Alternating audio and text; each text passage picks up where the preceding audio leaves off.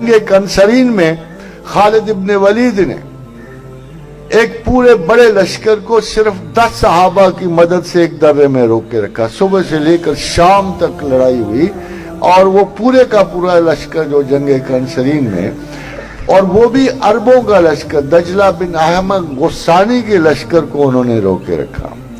تو جب وہ روما کی طرف بڑھے، یرموک کی جنگ کے میدان کی طرف بڑھے، تو ان کو روما کے سلطنت کا سپہ سالار کا جو آرمینیا کا جنرل تھا اور بڑا ٹف مشہور تھا، بڑی جنگیں جیتے ہوا تھا، اس نے خالد کو ایک خط لکھا، اور اس خط میں اس نے لکھا کہ تم عرب لوگ سوسمار کھانے والے، گو کھانے والے.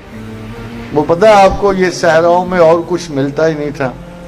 آج کل بھی اگر آپ کو ڈسکوری پہ سروائیول کی فلمیں دیکھو تو وہاں آپ کو سروائیولسٹ کیا کھاتے نظر آتے ہیں، مینڈک کھاتے نظر آتے ہیں، کیڑے کھاتے نظر آتے ہیں.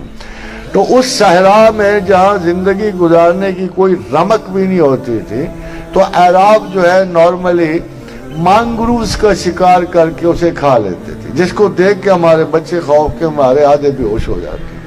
وہ ان کا شکار کر کے کھاتے تھے، مانگروز کا.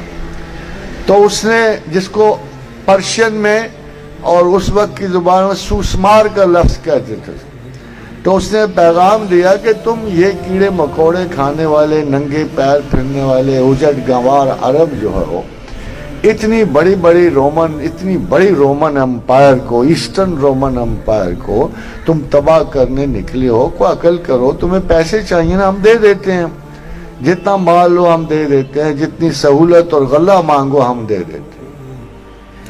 تو خالد بن ولید نے اس کا ایک جواب جو تاریخ میں محفوظ ہے، وہ بڑا عجیب سا جواب ہے.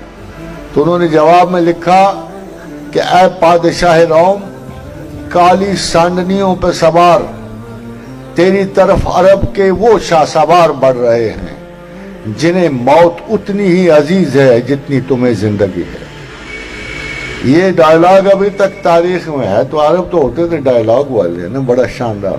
یہ ڈائلاگ تو آج بھی کوئی پڑھے تو کسی مسلمان کا خون گرما جاتا ہے کہ کالی سانڈنیوں پہ سوار تیری طرف عرب کے وہ شاہ سوار بڑھ رہے ہیں جنہیں موت اتنی ہی عزیز ہے جتنی تمہیں زندگی ہے. اور پھر یرموک کی جنگ کا فیصلہ تو ہوا ہی. یہ وہ لوگ تھے جنہوں نے اسلام کو اسٹیبلش کیا. یہ وہ لوگ تھے جن پہ خدائے مطلق کا مکمل بھروسہ اور حکمرانی